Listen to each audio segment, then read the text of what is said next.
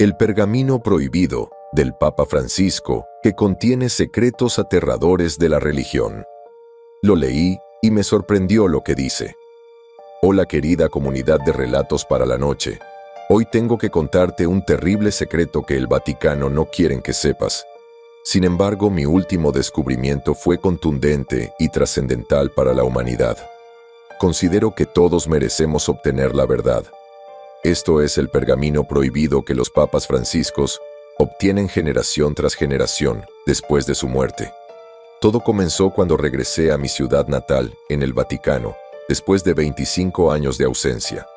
No he visto a mi familia desde el día que dejé el país para perseguir mis sueños, como investigador en historia de la religión. Hablamos muchas veces por Skype y siempre les decía a mis padres que iría a visitarlos en cuanto tuviera un rato libre del trabajo, pero nunca sucedió, porque siempre surgía algo nuevo que me obligaba a retrasarlo. Así que no pude asistir al funeral de mi madre cuando falleció. El dolor era tan profundo y los sentimientos de pérdida y desesperanza me agobiaban tanto que a veces incluso cuestioné mi fe en Dios. Sin embargo, esperaba y rezaba para que me perdonara por eso, y por eso hice todo lo posible por ir al funeral de mi padre cuando falleció hace un tiempo. Crecí en condiciones difíciles en un pequeño pueblo. La única salvación para mi familia era que mi padre era el sacerdote local, lo que le granjeó el respeto de la comunidad. Siempre esperé que se sintiera orgulloso de mi camino. Era muy amable con todos y nunca hizo nada malo que enojara a Dios. Su fe en él era inmensa, y su dedicación y compromiso con la Iglesia Ortodoxa le granjearon el aprecio incluso de los líderes más eminentes. La tela que siempre usaba era un regalo de Dios para él. Sentía un gran respeto y cariño por mis padres, y siempre me alegraré de no haberlos decepcionado. Nunca olvidé mis orígenes, así que fue muy grato ver que mi hogar no ha cambiado ni un ápice, excepto que mis padres ya no estaban.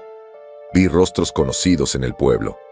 Algunos no me reconocieron, pero muchos me abrazaron cuando les dije quién era. Quienes sí me reconocieron lo hicieron con lágrimas en los ojos, expresando sus condolencias y contándome historias recientes sobre mi madre y mi padre. Fue muy conmovedor oírles decir eso. Después del velorio, decidí quedarme unos días más, aunque la vida en esas partes del mundo, en esos pueblos, es tan dura. Y por eso siempre tuve tanto respeto por la gente de allí, porque seguían luchando y avanzando cada día. Pero esta historia no se trata de ellos ni de mí. Se trata de mi padre, a quien creía conocer muy bien. Creía que no tenía secretos oscuros, que siempre era honesto con nosotros. Por supuesto, entendí por qué no podía contarnos nada, ni a mí ni a mi mamá. Lo que leí en su diario es muy inquietante, y creo que todo lo que encontré allí, y que el mundo necesita saberlo. Una mañana, una camioneta negra llegó a casa de mis padres. Oí que llamaban a la puerta y me pregunté qué habría pasado, quién era ese hombre y qué le importaba de mí. Abrí la puerta principal y lo encontré con traje negro y corbata. Llevaba un extraño pin de esmalte en la chaqueta. Sabía que debía tener algún significado religioso, pero el símbolo era algo que nunca había visto. Ni en la investigación que hacía, ni en los libros y estudios que leía, y mucho menos en todos los círculos y reuniones académicas a los que asistía. Y había mucho de cada uno, créeme. El prendedor era simplemente una pequeña cruz roja, cuya larga línea terminaba como una espada que atravesaba una calavera con colmillos y cuernos. El detalle era impresionante para una pieza tan pequeña. Inmediatamente pensé en su significado: vida y muerte. El bien contra el mal, Dios contra Satanás. Más allá de esto, creo que también simbolizaba equilibrio. El hombre era muy alto, con su largo cabello gris a juego con su barba. Me dijo que se llamaba hermano Samuel y que era amigo de Víctor, mi padre, un muy buen amigo. Sostenía una caja de madera escarlata en sus manos, que temblaban visiblemente. Pensé que probablemente lo hacían porque dentro podría haber algo valioso o incluso peligroso. Pronto descubrí que ambas cosas eran ciertas. Sus ojos parecían haber visto mucho en su probablemente larga vida. Nunca me dijo su edad, pero parecía tener más de 80 años. Y creo que era un hombre muy importante, un hombre valioso si se quiere. valioso para la Iglesia Católica, era corpulento para su edad. Entonces empezó a contarme cosas que jamás pensé que existieran. Me dijo que, junto con mi padre, formaba parte de una orden secreta de sacerdotes dentro de la Iglesia Católica. La Orden de la Santísima Trinidad tenía más de 1000 años, era anterior a los Caballeros Templarios, y en aquella época debían mantener un perfil muy bajo para no ser descubiertos por sus homólogos católicos, digamos. Creo que homólogo es demasiado, ya que la Orden de la Santísima Trinidad nunca fue una orden militar. Simplemente era un grupo de hombres santos, temerosos de Dios, que mantenían a salvo de miradas indiscretas algunos de los mayores secretos de la humanidad. También me habló de su atuendo, que se parecía al de los monjes esquema, pero la escritura y el simbolismo eran diferentes. En cada omóplato tenían dibujada la cruz roja que atravesaba la calavera. Esta historia tampoco trata sobre la orden, ya que en este momento no tengo información sobre ellos aparte de lo que acabo de contarles. Aunque Samuel me dejó su tarjeta de presentación, nunca lo contacté. Quizás deba hacerlo. Quizás le pida más información, porque lo que encontré en esa caja escarlata me conmovió profundamente. Revolucionó todo lo que sabía sobre la religión, el cristianismo y Dios. Sabía que la Iglesia Ortodoxa tenía sus secretos, igual que la Iglesia Católica en el Vaticano, pero nunca pensé que fueran tan oscuros. El contenido de la caja era el siguiente: un diario de cuero marrón, una cruz grabada con las iniciales de mi padre en el reverso y con incrustaciones de diamantes en un lateral. Lo curioso de la cruz era que contenía un líquido rojo que se movía constantemente, como el de una lámpara de lava. Las otras cosas eran una Biblia que parecía muy antigua, escrita en hebreo arcaico. Contenía algunas páginas que nunca había visto, y creo que mi padre las añadió después, quizás, y un reloj de bolsillo con la frase en latín Nihil sine Deo, nada sin Dios, grabada. Lo último que recibí fue una carta dirigida a mí, y reconocí la letra de mi padre en el sobre. Leí el diario primero, pero luego no me atreví a abrir la carta. Lo abrí al azar y esto es lo que decía: hay tiempos difíciles en el pueblo, tiempos oscuros. La orden ha enviado al hermano Daniel y al hermano George para ayudarme a resolver el suceso.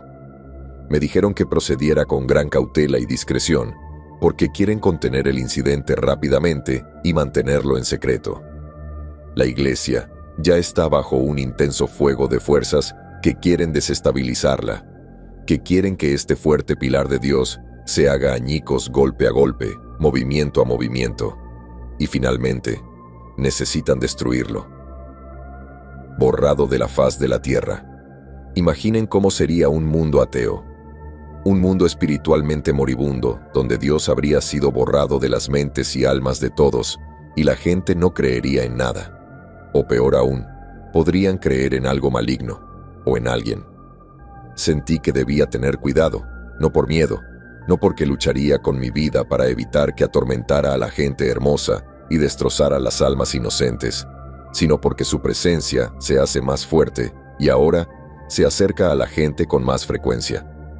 El equilibrio parece estar sometido a una enorme presión por las fuerzas del mal.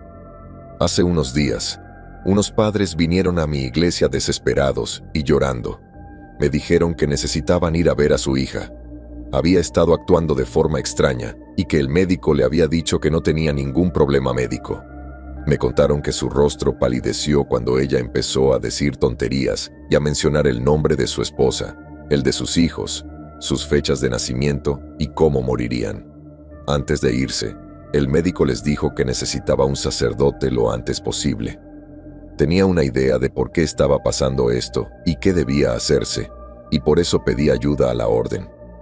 Solo podían proporcionar 2 hermanos para la tarea, así que tuve que pedirle a mi diácono que me acompañara. Huelga decir que, cuando le conté lo que podía pasar, empezó a rezar durante 2 horas en la iglesia. Le pedí a Dios su ayuda con esto.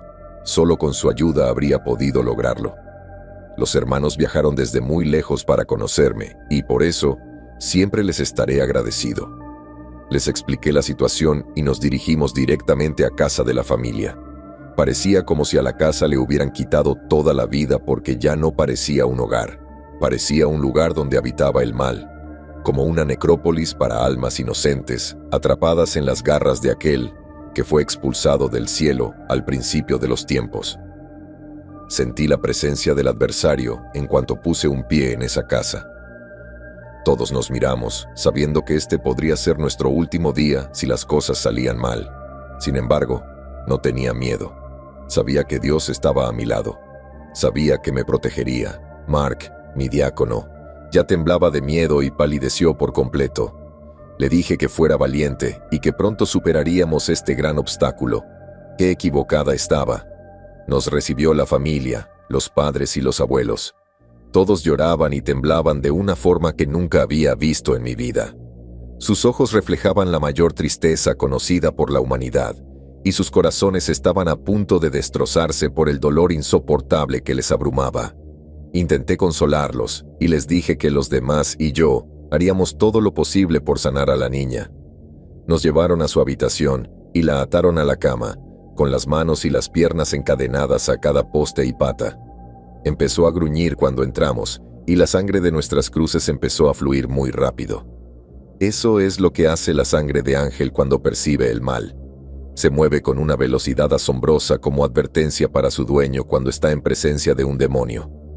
La sangre que contiene proviene de la gran guerra en el cielo, entre los ángeles liderados por el arcángel Miguel y aquellos liderados por el dragón. Apocalipsis 12, 7-10 lo describe mejor. 7 Entonces estalló una guerra en el cielo. Miguel y sus ángeles lucharon contra el dragón, y el dragón y sus ángeles contraatacaron. 8. Pero no fue lo suficientemente fuerte, y perdieron su lugar en el cielo. 9. Fue arrojado el gran dragón, la serpiente antigua llamada Diablo o Satanás, que extravía al mundo entero. Fue arrojado a la tierra, y sus ángeles con él. La sangre en mi cruz es la del arcángel más poderoso que hay, Miguel. La orden solo tenía 7 cruces como esta, cada una con la sangre de los arcángeles Miguel, Rafael, Gabriel, Uriel, Saracael, Raguel y Lucifer. Yo también temblé al oír el apellido, pero la leyenda cuenta que, al principio, era su sangre de ángel santo antes de que se alejara de Dios. Esa cruz estaba escondida en un lugar profundo y oscuro, y está custodiada por el más santo de los santos dentro de nuestra orden. La bóveda donde se guarda tiene un sello sagrado que nadie puede romper.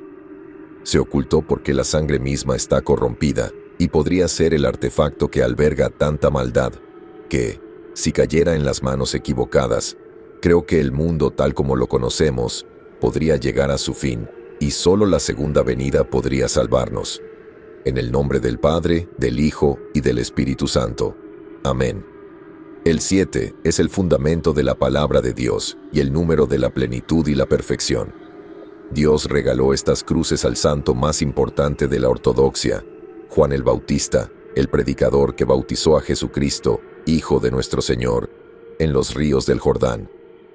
Él escondió esas cruces antes de morir y dejó a sus seguidores la palabra de que dentro de 1000 años, hombres de grandeza, de fe y de integridad, aparecerán sobre la faz de la tierra y liderarán muchas batallas contra los ángeles caídos y los males que vagan por este mundo y el próximo, y deberían tener esas cruces. Diario, la Orden de la Santísima Trinidad tiene en su poder artefactos que se creían perdidos. Algunos de ellos ni siquiera son conocidos por la humanidad. Esa es una historia para otro momento. Ahora que he explicado el significado de la cruz y el poder que posee, permítanme continuar con lo que sucedió después. Lo que sucedió después quedará grabado para siempre en mi mente. Sus pupilas se dilataron y se le fueron hacia atrás, y vi a Mark empezar a llorar y le dije que no la mirara. Ella no era la niña que él había visto por fuera, sino la maestra de la mentira y la madre del engaño que la atormentaba por dentro. Daniel, George y yo nos paramos a los lados de su cama y comenzamos a recitar el primer exorcismo de oración y sanación de San Basilio el Grande. Oh Dios de dioses y Señor de señores, creador de los espíritus ardientes y artífice de los poderes invisibles, de todas las cosas celestiales y terrenales. Tú, a quien ningún hombre ha visto ni puede ver, tú, a quien toda la creación teme y ante quien tiembla. Nos detuvimos cuando sus voces se sobrepusieron a sí mismas para formar la cosa más repugnante que jamás había oído. Me dijo que Dios había muerto y que los cielos sangraban. Los arcángeles y todo el ejército de ángeles se mataban y se devoraban unos a otros en locura tras la partida de su padre. Me dijo que se llamaba Asmodeo, el rey de los demonios, y que pronto sus legiones caminarán por la tierra lideradas por el ángel de la luz, a quien Dios desterró del cielo por envidia.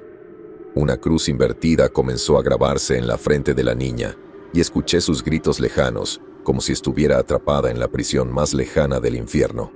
Nos reagrupamos y terminamos la oración. 3 poderosas voces unidas en una.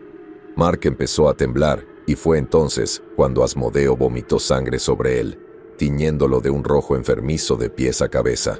Asmodeo empezó a reír burlonamente mientras observaba a Mark y luego me miró y dijo que no tenía fe, que nunca había creído en Dios, que era débil y que definitivamente no servía para una batalla como esta. Mark lo llamó mentiroso, despreciable, y dijo que solo tenía miedo. Y yo le dije que ignorara al demonio y dejara de mirarlo. Asmodeo se reía de la miseria de Mark, la antítesis de los estados emocionales. Poco después, vi a Mark ser elevado en el aire, con todas sus articulaciones crujiendo, su cabeza retorciéndose hasta convertirse en un cuello en espiral, completamente desprovista de vida. Cayó al suelo y emitió un ruido atroz, con los huesos castañeteando y la sangre manando por todos sus orificios. Su cuerpo destrozado se retorcía y se retorcía de una forma que jamás creí posible, ni siquiera para cosas de goma.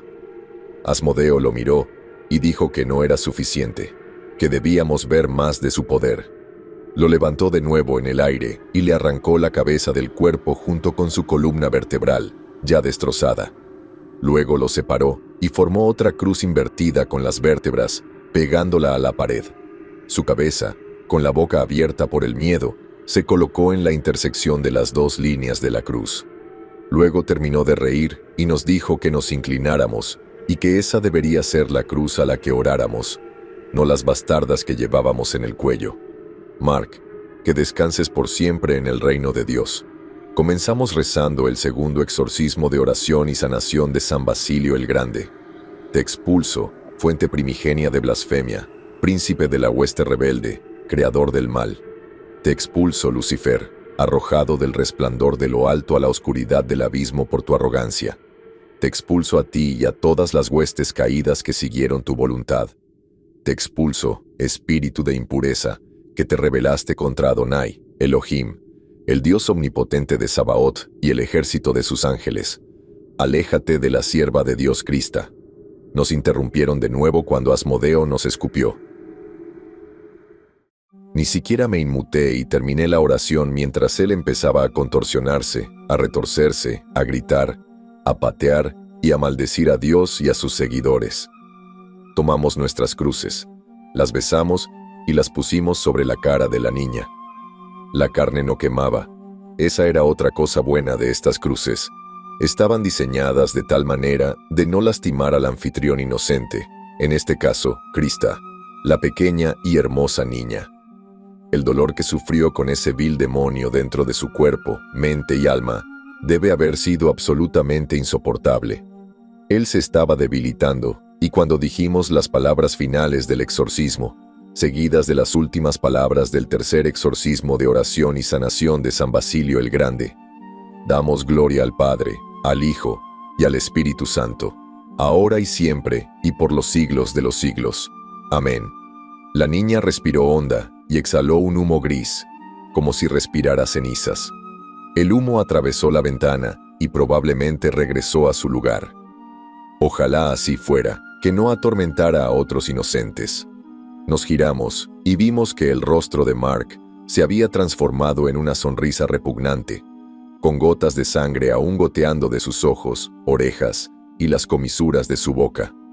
Escrito con sangre justo debajo de la cruz estaba el siguiente mensaje: Subiré a los cielos.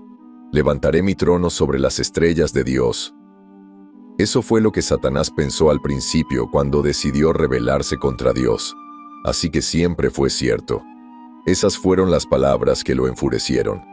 Dios nos ayude a todos. George ya estaba llamando a la orden para que Mark recibiera un entierro digno. Él no pertenecía a la orden, y aunque a veces desconfiaba de mí, nunca preguntó nada y estuvo presente para la iglesia las 24 horas del día, los 7 días de la semana. La niña se despertó sin recordar nada de lo que le había pasado. La cruz invertida de su frente había desaparecido y le dije que Dios la había ayudado a mejorar.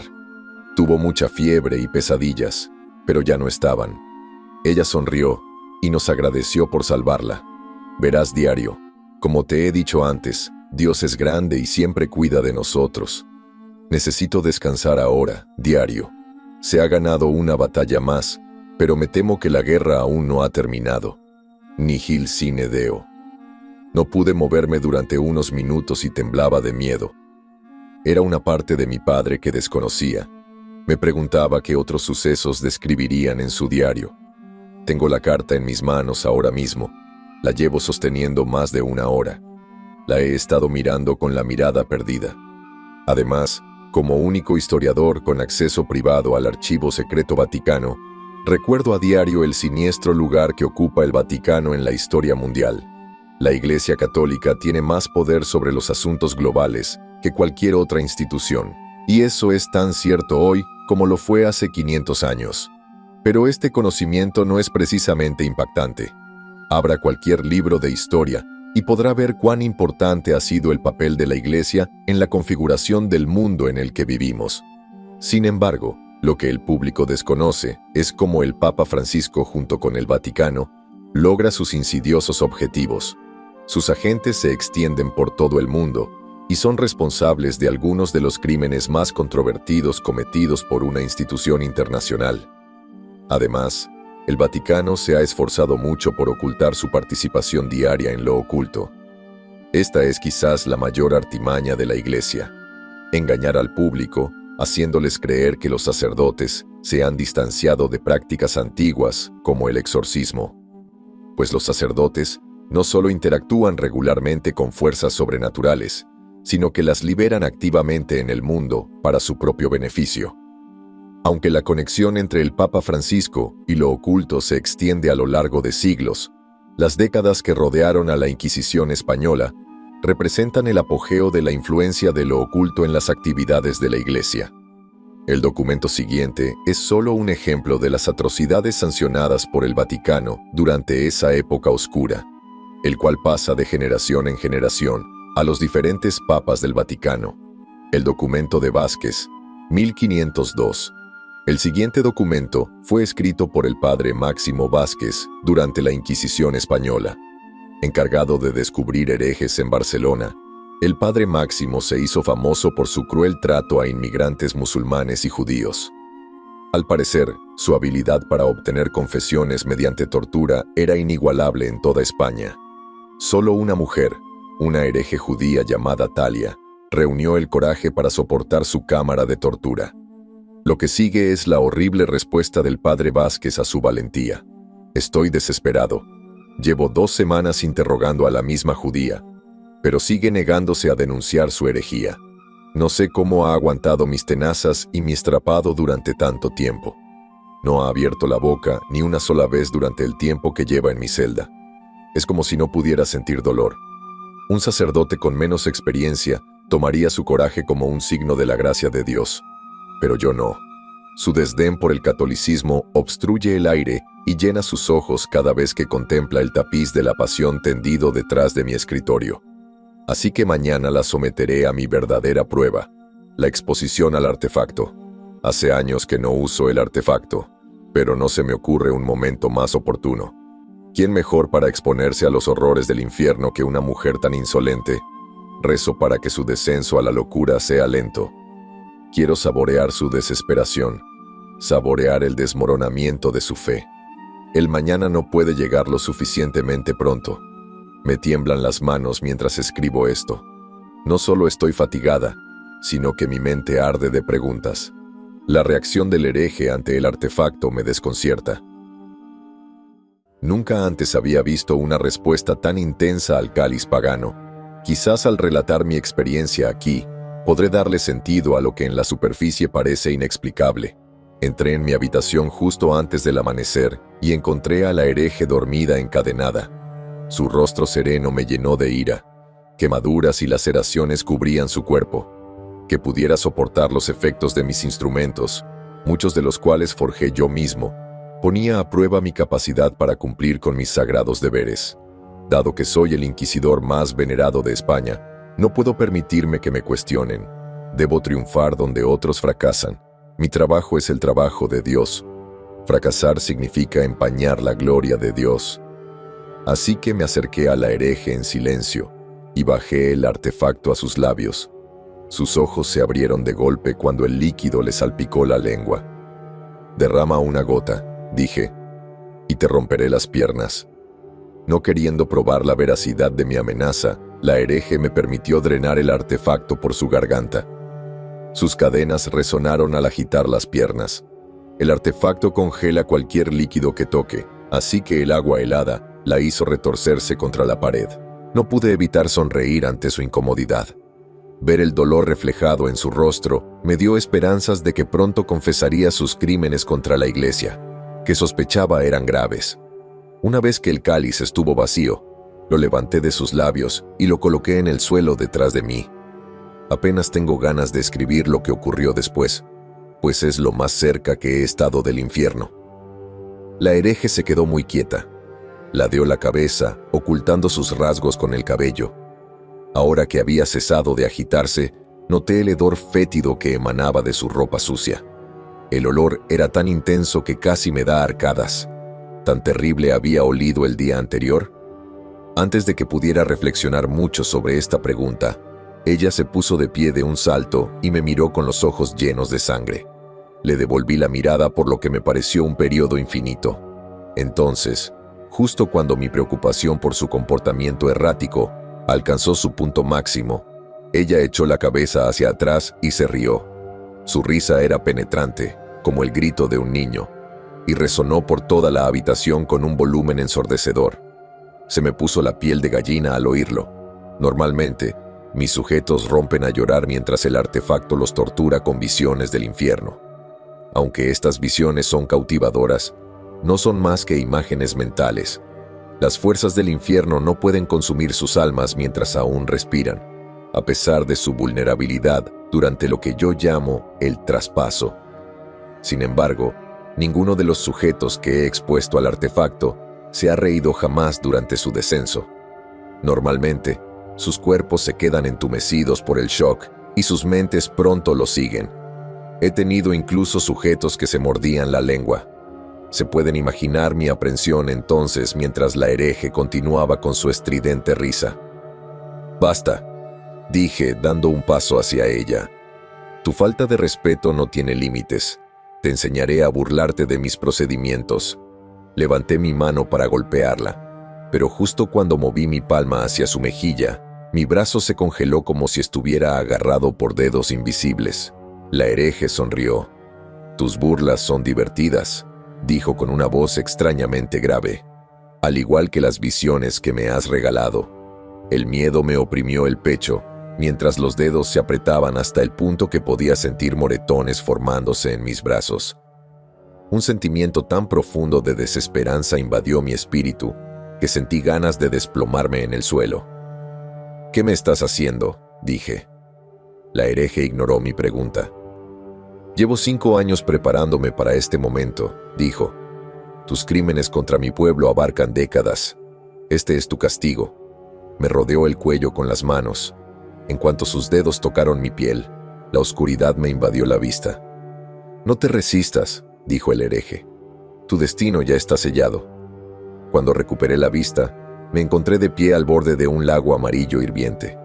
Un imponente castillo negro se alzaba más allá del lago, con torres que se alzaban kilómetros hacia el cielo. Intenté huir, escapar de ese mundo infernal y regresar a mi habitación, pero mis pies me llevaron hacia un puente cercano. La risa del hereje explotó en la oscuridad mientras caminaba. Al llegar al puente de obsidiana, vi cadáveres flotando en el lago. Tenían lesiones en la piel escaldada, que brillaba amarilla por el resplandor del agua. Sus ojos yacían en charcos derretidos sobre sus mejillas. Me di la vuelta. Ni siquiera durante mis 3 décadas como inquisidor había presenciado un espectáculo tan espantoso. Estos cadáveres parecían antiguos, como si hubieran estado pudriéndose en el agua rancia durante milenios, sin descomponerse ni hundirse jamás. Bajé la mirada a mis pies con silenciosa consternación. Por mucho que intentara contener las piernas, mantuve mi paso rápido a pesar del desnivel del puente. La idea de los poderes impíos que gobernaban mi cuerpo me hizo estremecer. ¿Qué habilidades sobrenaturales poseía el hereje para transportarme a semejante escena infernal? Me he estado preparando para este momento durante 5 años. Las palabras de la hereje me llenaron la mente, llenándome el corazón de miedo. Si tan perturbadora afirmación era cierta, entonces se había colocado voluntariamente en mi cámara de tortura. Las implicaciones de su llegada me aceleraron la respiración. Rumores sobre rituales satánicos y aquelarres en las afueras de la ciudad corrían por Barcelona. ¿Era la hereje producto de estos rumores?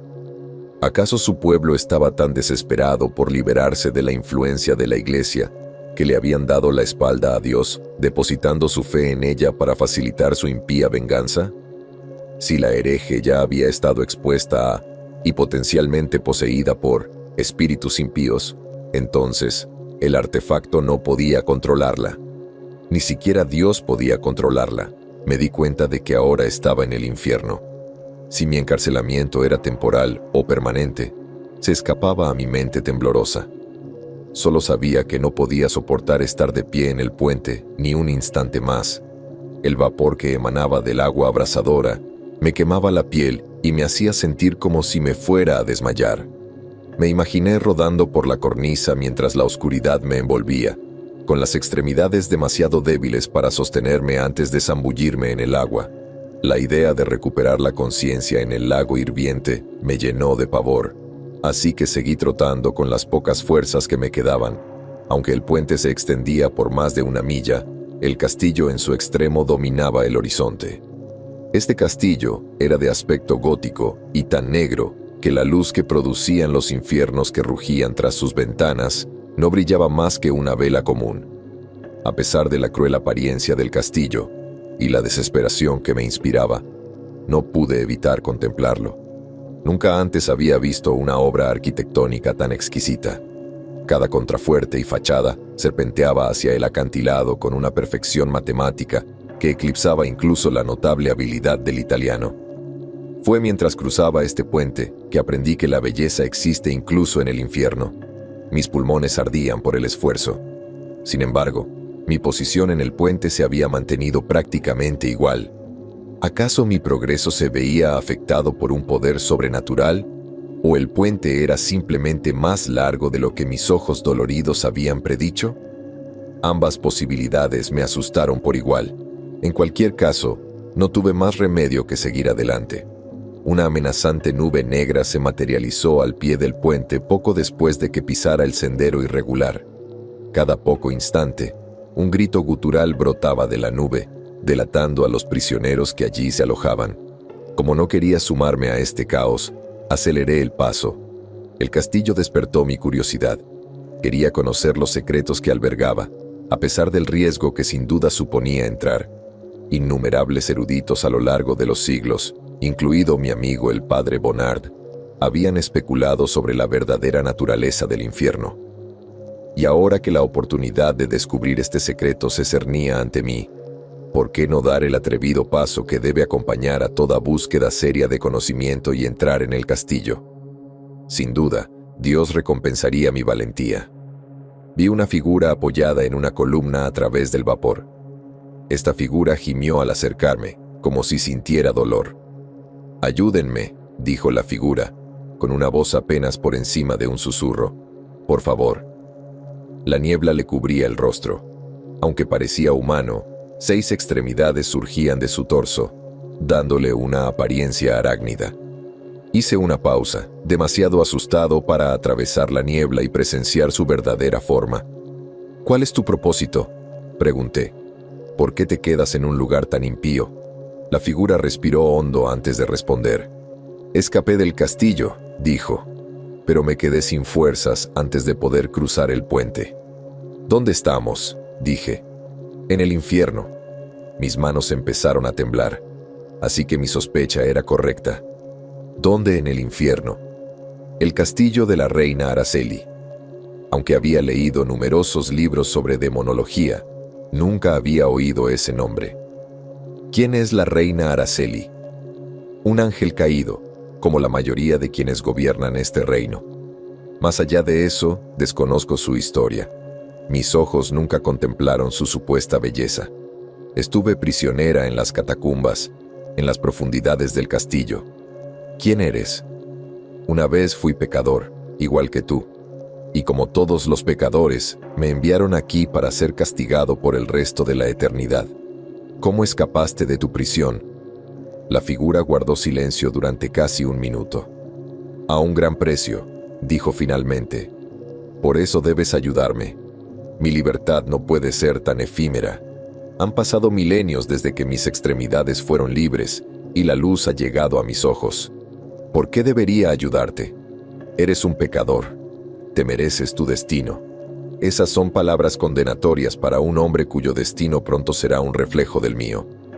¿No estás tú también a las puertas del infierno? Me sonrojé. No debería estar aquí. Si Dios quiere, volveré a mis aposentos antes de que mis colegas noten mi ausencia. Yo tampoco debería estar aquí, y sin embargo, aquí estoy. Un chapoteo ensordecedor explotó a mi derecha. Giré la cabeza y me tambaleé hacia atrás al ver más de una docena de cadáveres serpenteando por el lago hacia la figura. La figura comenzó a gemir en el momento en que los vio. «Padre nuestro que estás en los cielos», decía con la voz ronca por las lágrimas. «Santificado sea tu nombre. Venga tu reino, hágase tu voluntad, así en la tierra como en el cielo. Danos hoy nuestro...». Su voz se transformó en un chillido cuando los cadáveres se deslizaron por el puente y le envolvieron las extremidades con sus manos escaldadas. Intentó zafarse, huir en mi dirección, pero los cadáveres eran demasiado poderosos. Lo arrastraron bajo la superficie del lago antes de que tuviera tiempo de reaccionar. Hasta este momento me pregunto si hubiera tenido el coraje de intervenir en su favor. Me santigué y luego me alejé del lago. Un silencio inquietante se apoderó del puente. Miré hacia el castillo. Cuando vi que su puerta ya estaba abierta, mi corazón se aceleró. Corrí hacia adelante, con los dedos agarrando instintivamente la cruz que colgaba de mi cuello. El aire se volvía gélido a medida que me acercaba a la puerta, a pesar de que el agua hirviendo amenazaba con derramarse sobre las piedras de obsidiana. Me ajusté la capa sobre los hombros y seguí trotando. La puerta estaba a solo unos cientos de metros. Si mantenía el paso rápido, la alcanzaría en cuestión de minutos. De vez en cuando, miraba hacia el lago, temeroso de que los cadáveres volvieran a subir por el puente y me arrastraran al agua hirviente. Los gritos de pánico que lanzaba la entidad mientras sus asaltantes la arrancaban del pilar aún me atormentaban. Solo pensar en las torturas que soportaba bajo el lago me hacía estremecer. Por suerte, los cadáveres habían desaparecido. No sé si fue porque estaban absortos en la entidad o porque yo había pasado lo suficientemente cerca del castillo como para huir de sus dominios. De cualquier manera, agradecí a Dios por protegerme de su malicia. Por mucho que forzaba la vista, no podía ver a través de la niebla que se elevaba más allá del rastrillo del castillo. Del mismo tono amarillo que el lago, esta niebla se extendía por el aire como una densa nube y bañaba las piedras del puente con una condensación radiante. No pude evitar reflexionar sobre las maravillas y horrores que se ocultaban tras aquella niebla. El castillo se extendía kilómetros de altura y, a juzgar por las ventanas enrejadas que serpenteaban a lo largo de sus muros, poseía miles de habitaciones. ¿Cuántas almas reclamaron estas habitaciones como su lugar de descanso final? ¿Cuántos pecadores clamaron a Dios mientras los habitantes del infierno les infligían torturas inimaginables?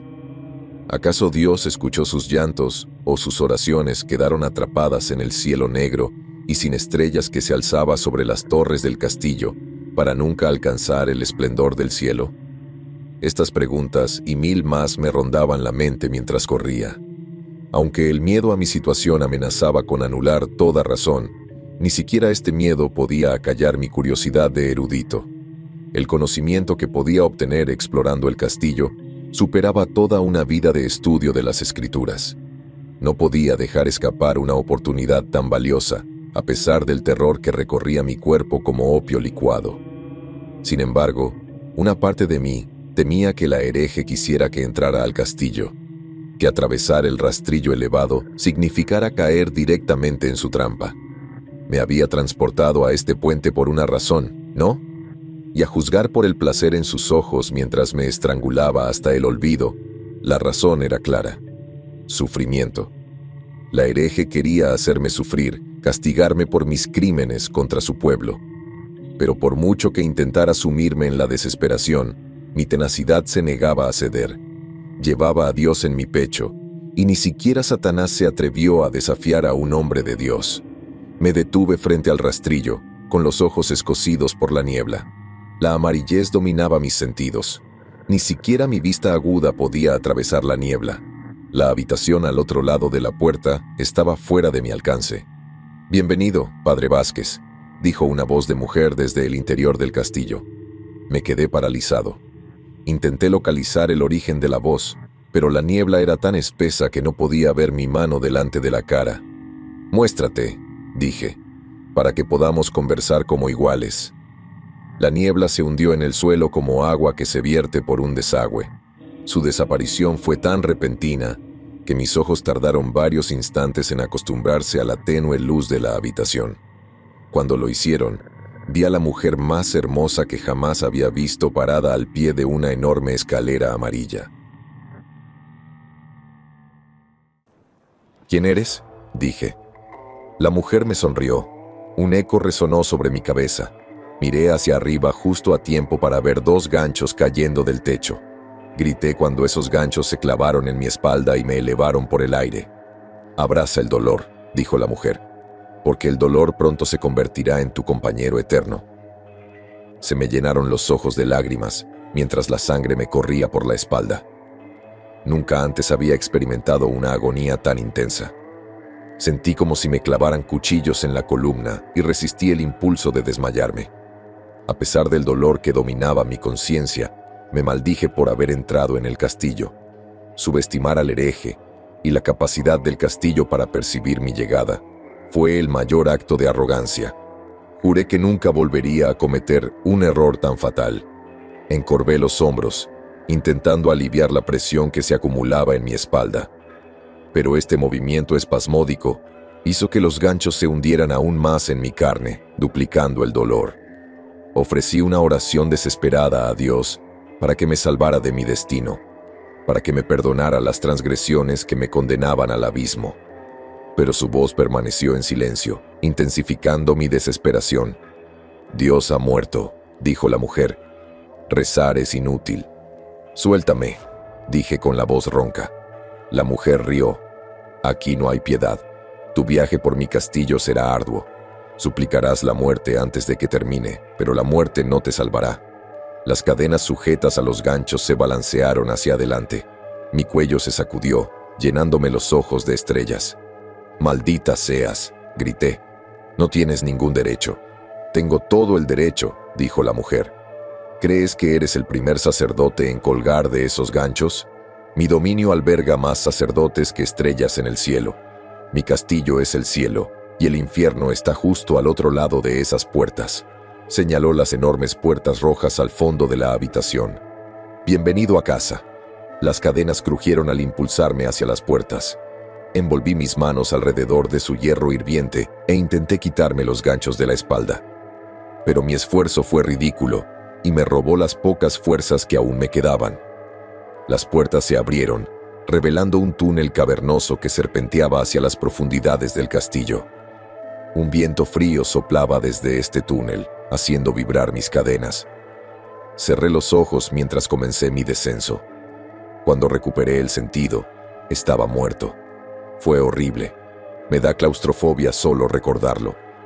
Era como si estuviera atrapado en un molde de cemento que me cubría todo el cuerpo.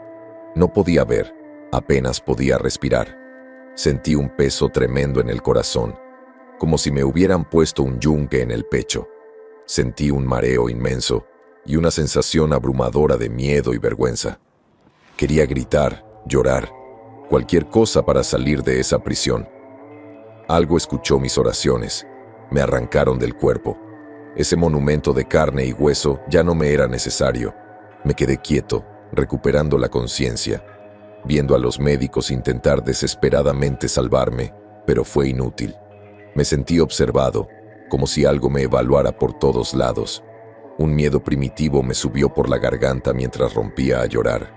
Al recordarlo ahora, creo que finalmente entendí. Mi alma sabía exactamente lo que estaba pasando, y podía sentir hacia dónde iba. Supliqué, grité de rodillas por una oportunidad más, pero ¿cuántos miles de millones antes que yo habían hecho lo mismo? ¿Qué razón tenían para escucharme? Sentí que caía, me vi atravesando el suelo mientras luchaba por levantarme. Caí, más bajo que el pozo más profundo, más bajo que la tierra, más bajo que este plano terrenal. Me tiemblan las manos solo de recordar. Caí como una estrella fugaz en un cielo oscuro. Un aire viciado me llenó los pulmones mientras mis ojos se acostumbraban a la vista. Aquí arriba tenemos muchos nombres para ello: infierno, abismo, limbo.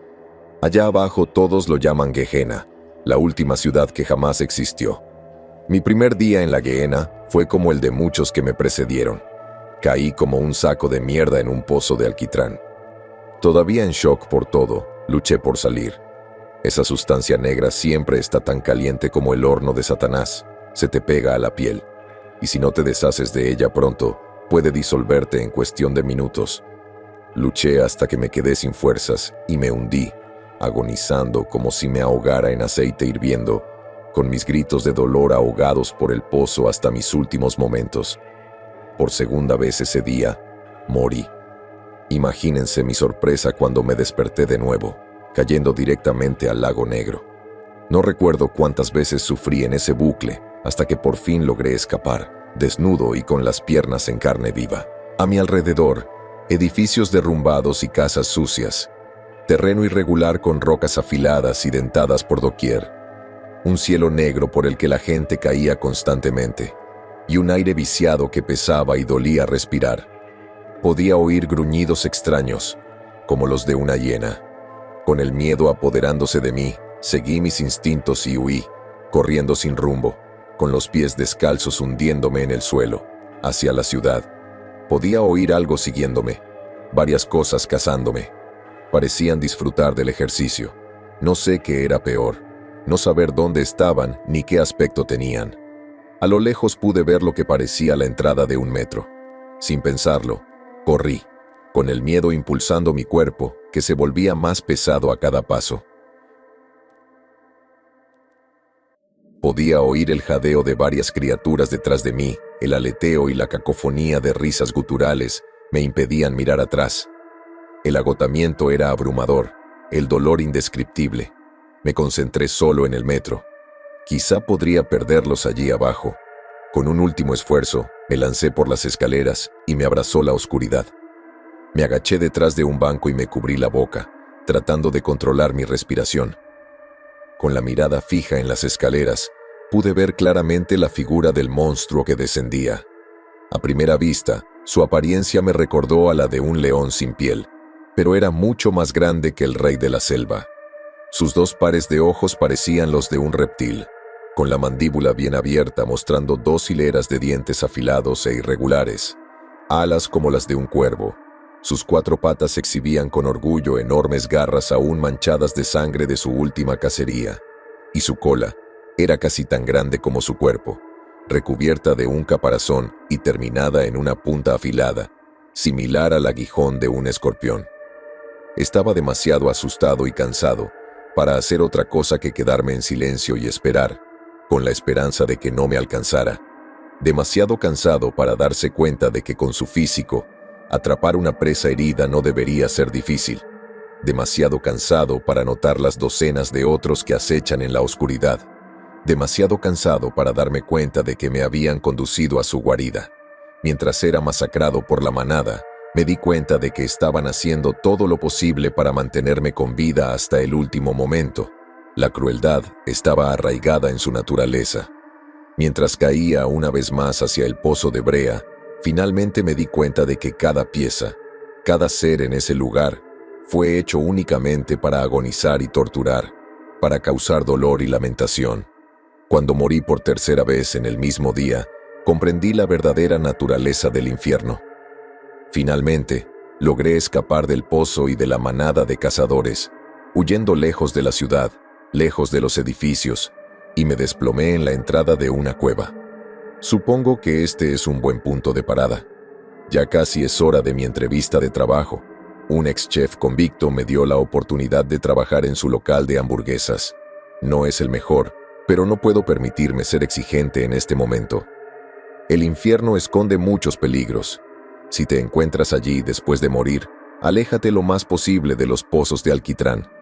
Es el terreno de caza favorito de los carroñeros.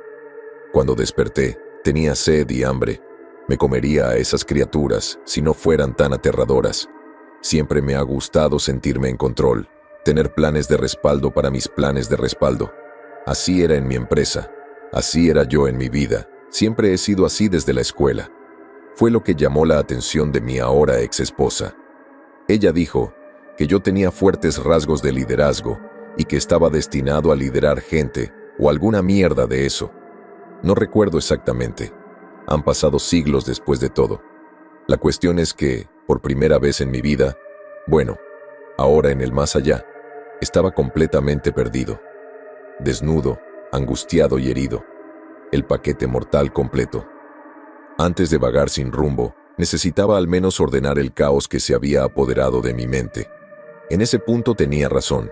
Si alguno de ustedes termina en esa situación, simplemente acepten que están jodidos y traten de sacar lo mejor de la situación. La negación no los llevará a ninguna parte. Yo estaba muerto, estaba en el infierno, y por alguna razón aún podía morir, pero siempre regresaba al mismo lugar.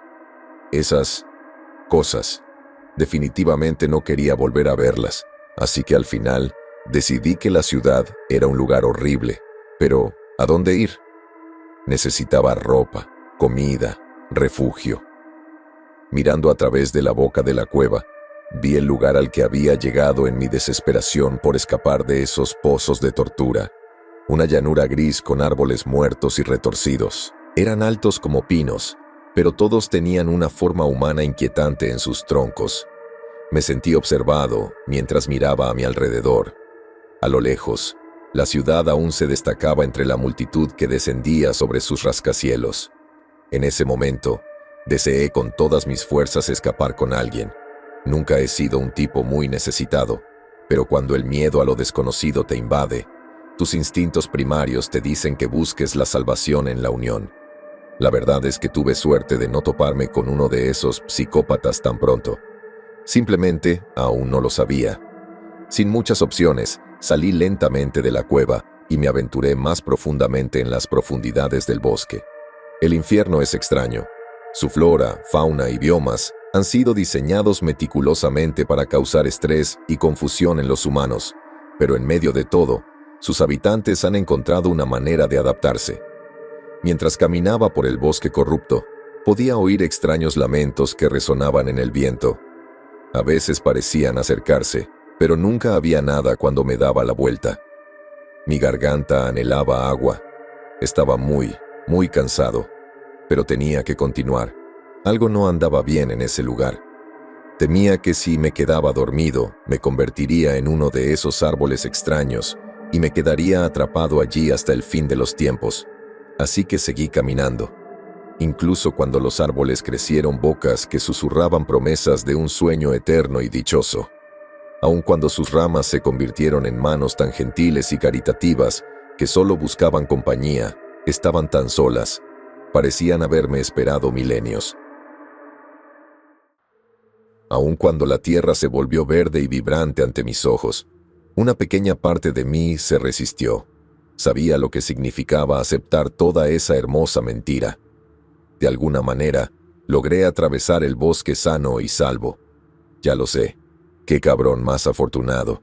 Me encontré mirando la orilla de un largo y burbujeante río rojo, con su orilla adornada con estacas de madera.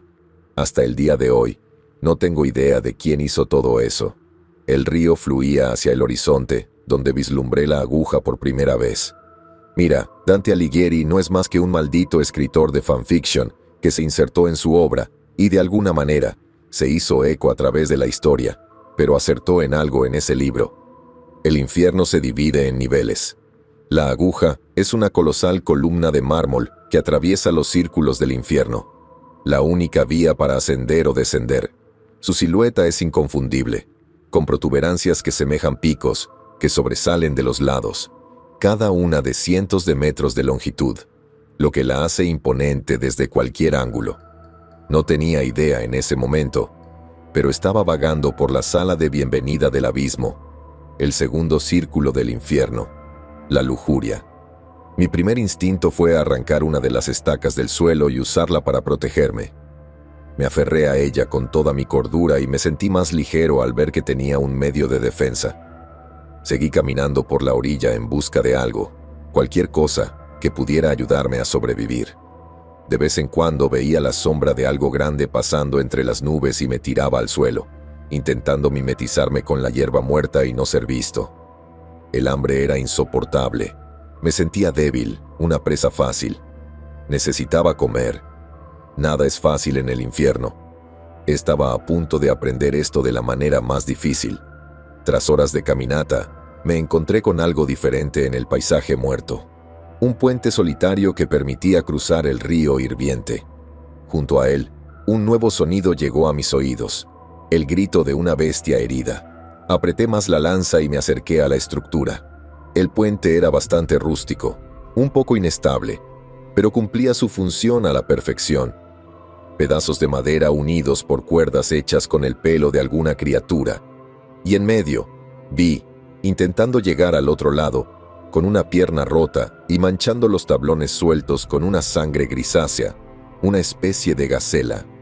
Su pelaje era blanco, tenía 2 pares de cuernos y ojos. A veces, parecía tener dificultad para respirar y gruñía de dolor mientras avanzaba. La desesperación te hace hacer cosas estúpidas. Sin pensarlo, me lancé contra la peculiar gacela, clavándole la estaca en la espalda y atravesándole el pecho. Gritó de dolor y cayó al puente con un sonido húmedo. Recuerdo que sonreí, pensando que podría adaptarme fácilmente a ese lugar. Después de todo, solo era cuestión de ser inteligente. En ese momento no sabía que no eran solo los humanos los que cazaban usando cebo. En el libro de Enoc de la Biblia, se menciona que los ángeles caen desde su puesto celestial hasta nuestros días. Incluso podrías pensar que, siendo ángeles, serían los restos de la bondad en un lugar tan cruel.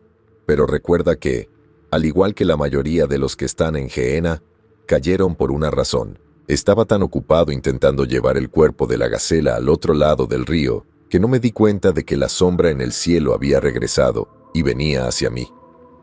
Lo primero que sentí fue su pico retorcido arrancándome un pedazo del hombro derecho, perdiendo por poco mi cabeza.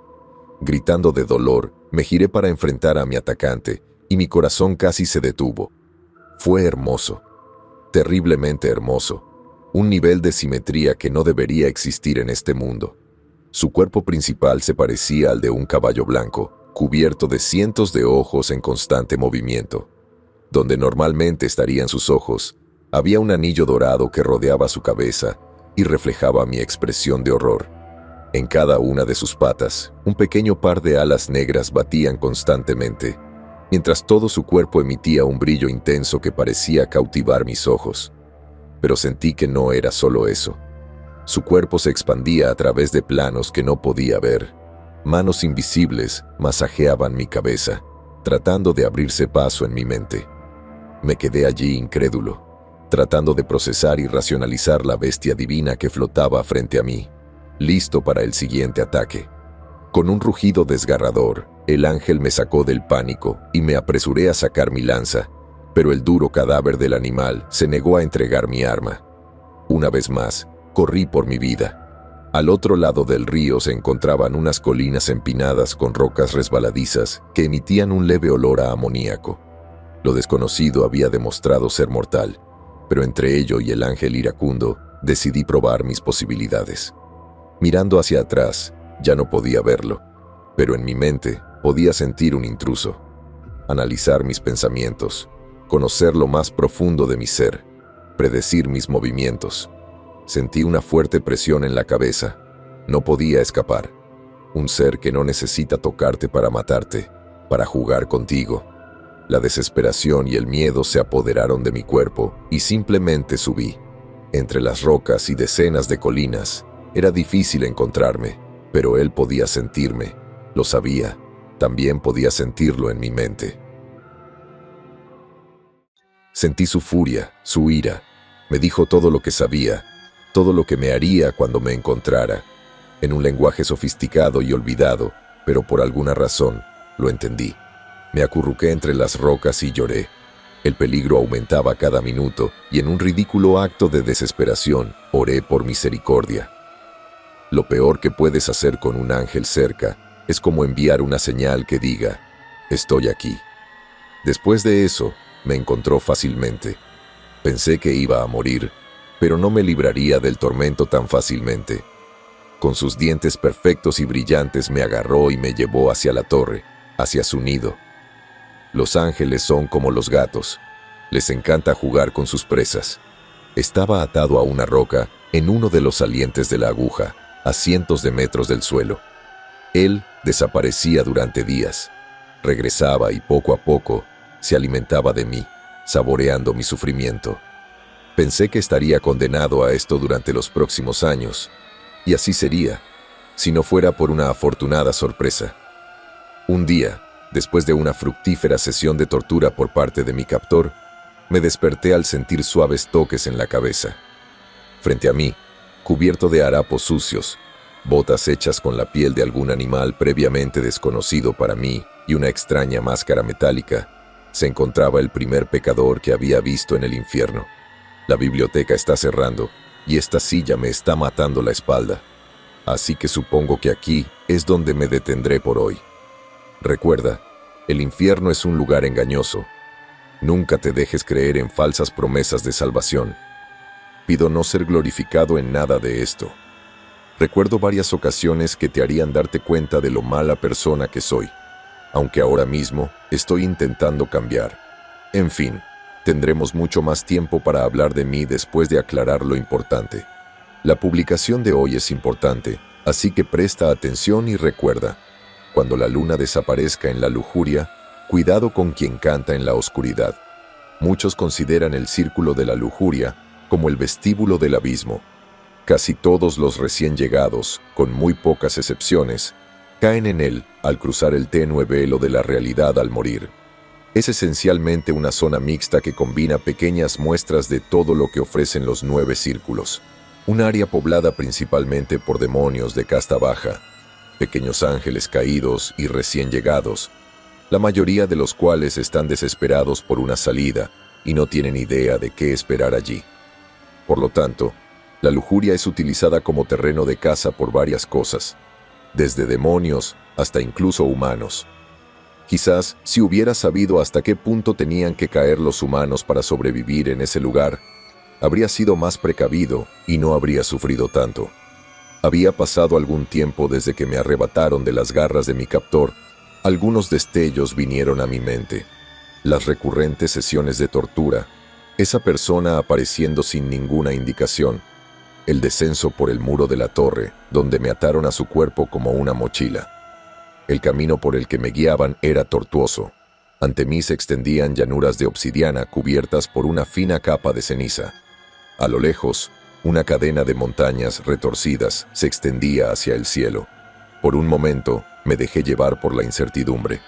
Pensé que me rescataban y me llevaban a algún tipo de refugio.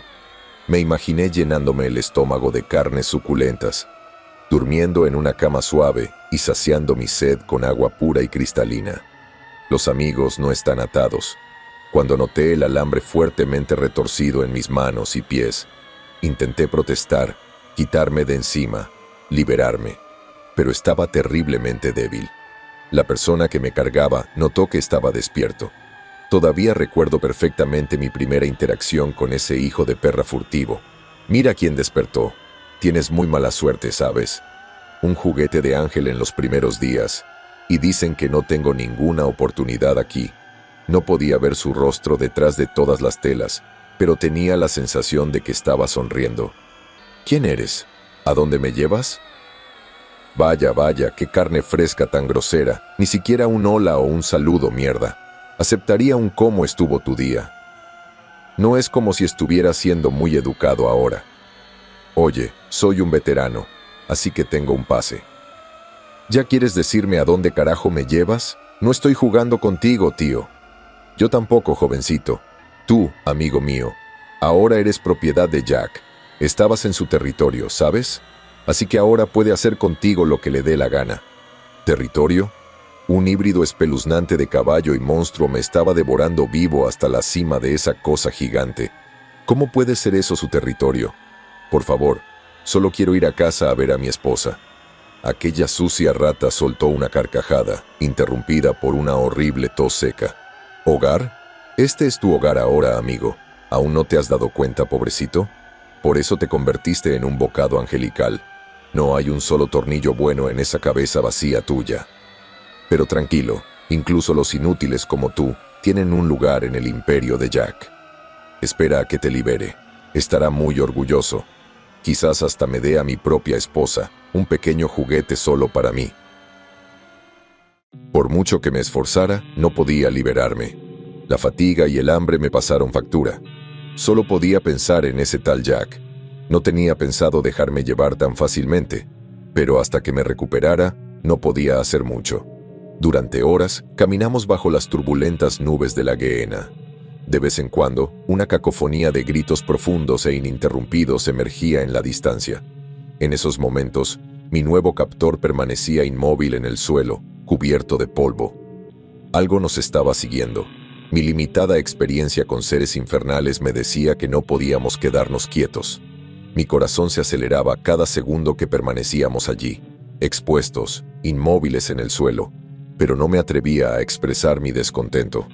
Temía que, fuera lo que fuese, pudiera oírme y encontrarnos. En ese momento, estaba en un mar de emociones, una parte aliviada de haber dejado la torre, otra parte terriblemente asustada de no saber qué destino me esperaba al final de nuestro viaje. Me sentí como si hubiera salido de la sartén y hubiera caído en el fuego. Al reanudar nuestro camino, noté que, por primera vez, el cielo se estaba despejando. Estábamos lo suficientemente lejos de la ciudad maldita como para escapar de su influencia. Mirando hacia atrás, pude ver el círculo perfecto y antinatural de nubes que cubría Gehenna y sus alrededores. Vi bestias parecidas a insectos volando hacia la ciudad, atraídas por ella como polillas a la llama, convirtiéndola en su guarida, su territorio de caza y su hogar definitivo. Pero por alguna razón, sentí que alejarme tanto de la metrópolis era igualmente peligroso. Quizás era la quietud del aire, quizás la situación complicada en la que me encontraba, pero todos mis sentidos estaban en alerta máxima y no parecían querer calmarse pronto. El cielo despejado me dio mi primera visión de la luna, o si quieres seguir a los lugareños, el ojo del gigante. Un globo gigantesco de carne en el cielo. Si lo miras demasiado, comprenderás por qué lo llaman ojo. Parece vigilar cada uno de tus movimientos una vez que sales de la ciudad, como una especie de guardián retorcido. A mi captor no parecía importarle su presencia, pero yo no podía apartar la vista de él, por la forma en que pulsaba de vez en cuando. Se sentía vivo y consciente. Después de caminar un tiempo, llegamos a una especie de campamento hecho a las apuradas, unas cuantas rocas grandes y sueltas puestas juntas formando una tienda de campaña, una fogata apagada y lo que parecían ser camas hechas con hojas negras y ropa harapienta.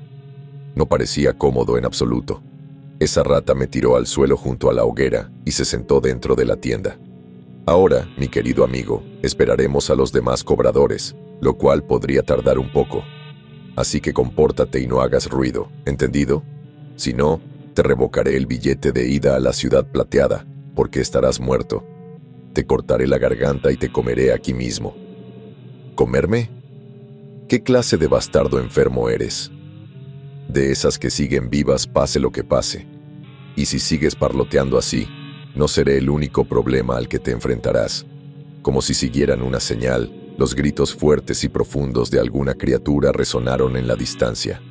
Me aseguré de bajar la voz después de eso. ¿Qué carajo fue eso? Cállate si no quieres descubrirlo. Quería preguntar por Jack, la ciudad plateada, los coleccionistas, pero mi miedo hablaba más fuerte que mi curiosidad, así que me rendí y esperé, sin saber qué nos estaba cazando en la oscuridad. El ojo crecía ligeramente a cada minuto. Su visión era un recordatorio constante de que la seguridad no era más que una ilusión, destinada a romperse en cualquier momento. Como confirmando mis temores, el ojo comenzó a cambiar nuevamente, esta vez volviéndose cada vez más oscuro, como si su carne se estuviera echando a perder ante mis propios ojos. ¡Oh, mierda! Ahora no. En ese momento supe que estábamos metidos en un buen lío. El pecador me miró, consideró algo en su cabeza y se dio por vencido. Bueno, estás de suerte, amigo. No puedo permitirme dejarte morir después de todos los problemas que pasé solo para traerte aquí, dijo, levantándose apresuradamente y empujándome dentro de la tienda. ¿Qué pasa? ¿Por qué la luna desapareció? Al levantar la vista, ya no podía ver el ojo. Sentía que seguía allí, en algún lugar, tan envuelto en la oscuridad que era imposible encontrarlo. Poco a poco, una extraña sombra descendió del cielo a la tierra. Todo quedó envuelto en un frío vacío. No podía ver. Intenté hablar, pero no pude oír mi propia voz. Ni siquiera podía sentir nada más que esa cruel presencia. No creo que lo olvide nunca. Era como si pudiera sentir su tristeza. Algo rodeaba el campamento, dando pasos suaves hacia el centro. Temblaba. Hacía tanto frío que me dolía respirar. Apenas podía pensar. Y luego lo oí cantar. El círculo de la lujuria alberga uno de los más peligrosos de los 7 pecados capitales, uno de los mayores cazadores del hombre y corruptores del corazón. El súcubo. No soy un súcubo, me refiero al original, el ser primordial que dio origen a toda la especie, el que aún ronda el plano humano y fue inspiración para decenas de cuentos alrededor del mundo. La sirena, Huldra, Liderk, todos son menos fachadas del mismo ser impío, el mismo que nos elige como presa. Cuando cantó, sentí como si estuviera consumiendo cocaína por primera vez otra vez. El subidón fue inmediato y poderoso. Llegó en oleadas, levantándome hacia el cielo, solo para dejarme caer en la desesperación. La necesitaba. Yo no era nada sin ella. Intenté luchar, liberarme y correr hacia la alegría y el placer sin fin, pero algo me impidió hacerlo. Empezó a cantar cada vez más fuerte, volviéndose más enojado y sonando menos angelical con cada segundo que pasaba. De repente, ese estado onírico, casi orgásmico, en el que me encontraba, se transformó en una completa pesadilla. Ya no pedía, exigía mi rendición. Mis sentidos regresaron a mí, solo para traerme más dolor. Lo primero que vi fue fuego, cubriéndome el cuerpo y quemándome vivo. Mi piel se derretía ante mis ojos. Mi mente se paralizó intentando comprender a la criatura que estaba fuera de la tienda. El torso de una mujer, con caderas y piernas como las de una araña. Donde estarían sus brazos, 2 alas de murciélago se extendían varios metros. Su cabeza me recordó a un maniquí perfecto sin género, excepto que no tenía ojos, orejas ni nariz, solo una gran boca circular que le cubría todo el rostro. «No lo mires, te va a romper la cabeza». Pero ya era demasiado tarde. Se estaba cansando de esperar. Podía sentir su ira. Ya no quería jugar con nosotros. Ahora iba a matarnos. Mi mente bullía. Sentía una migraña terrible que empeoraba cada vez más. Sentía ganas de vomitar y sangre saliendo de mi nariz. Estábamos a punto de morir. Pero entonces, oí un canto extraño seguido de un disparo ensordecedor. La súcubo gritó de dolor, rompiendo el hechizo y corriendo hacia los recién llegados. Ustedes se tomaron su tiempo, ¿no? Con la vista borrosa, apenas podía distinguir al grupo en la cima de la colina. Distinguí túnicas negras y antorchas. Algunos portaban rifles adornados con flores extrañas. «Cállense y traigan su trasero para acá, ratones. Tenemos que irnos ya». Una vez más, me alejaban del peligro, mientras el zumbido de los disparos aún resonaba en mis oídos. Pude ver a otros pecadores desnudos, probablemente recién llegados como yo, encadenados en la parte superior de una vieja camioneta modificada, con picos y placas de metal por todas partes. Lo último que recuerdo antes de desmayarme fue el grito de pura rabia del súcubo y una ola de dolor recorriendo mi cuerpo. Realmente necesito comenzar a prepararme para mi turno ahora, así que creo que me detendré aquí por hoy. En cualquier sociedad, las comunidades existen para crear esperanza, un futuro mejor y seguridad para todos. Las personas se unen para hacer lo que no pueden hacer por sí mismas. Pero en el infierno, como en cualquier otro lugar, la corrupción en el corazón de la humanidad termina por destruir toda sociedad, convirtiéndola en una obra de teatro donde solo unos pocos controlan los hilos y se aseguran de que todo funcione para cumplir sus sádicos sueños. De alguna manera, en la ciudad plateada, las cosas pueden empeorar. Estaba a punto de descubrirlo.